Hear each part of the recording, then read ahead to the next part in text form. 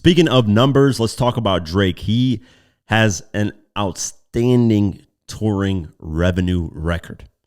And there's no surprise on this. And he's not doing, by the way, like stadiums. He's just doing these like, I don't know there's stadiums and then there's venues, right? He's basically kind of doing venues because his excuse for it is that he wants to be closer to the fans. Stadiums are like too big and, it's like he's too separated from fans. So I don't know the attendance and like how that works and the real breakdown of that, but he's still breaking records, right? So let's go over the article. Drake is currently wrapping up his European leg of his tour with Party Next Door in support of Some Sexy Songs for You, and it looks like celebration is in order. According to touring data on X, his lifetime tour revenue is now at a staggering $779 million. Reportedly, this is thanks to 6.2 million tickets he sold across 513 shows, excluding the Some Sexy Songs for You tour. His Australian Anita Max Win tour, which began in this February, raked in a whopping 30 million, selling over 200,000 tickets. This is far from the only impressive milestone Drake has recently reached.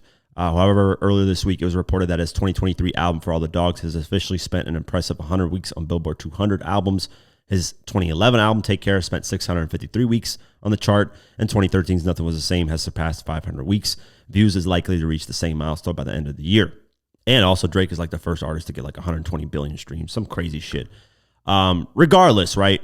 That's basically $1 billion in revenue once it, pretty soon here in terms of touring.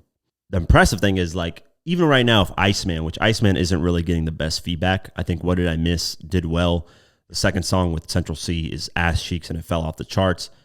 The third one he's released, Doghouse, didn't really perform well as well, so far at least. And then he has these bunch of leaks that are coming out, which I'm like, these leaks are sounding way better than the songs that you put as lead songs. Besides What Did I Miss? I actually kind of like What Did I Miss out of those records. So we'll see, how long can he keep this? I know Universal's going to not really promote him that much anymore, so he's kind of going against the system. So he is going to seem like he's performing less than what he typically does.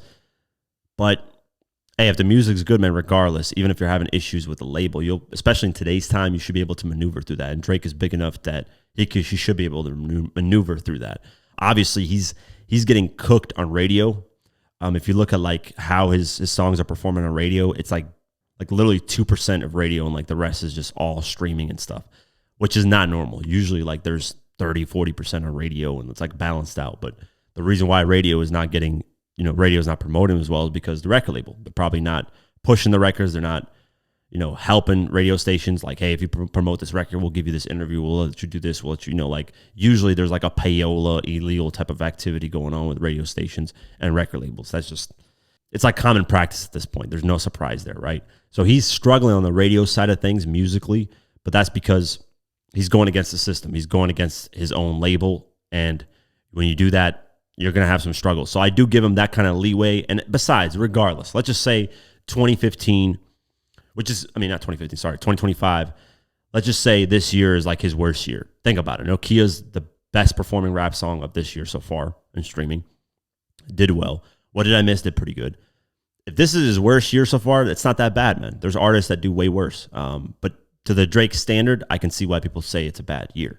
He's been dominating for 15 years, essentially. If it just happens to fall off because he's going against his record label, he's doing all this other stuff, then it is what it is, man. He's had a 15-year consistent run.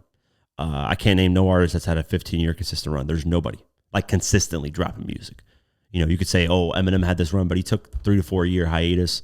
Jay-Z retired, came back.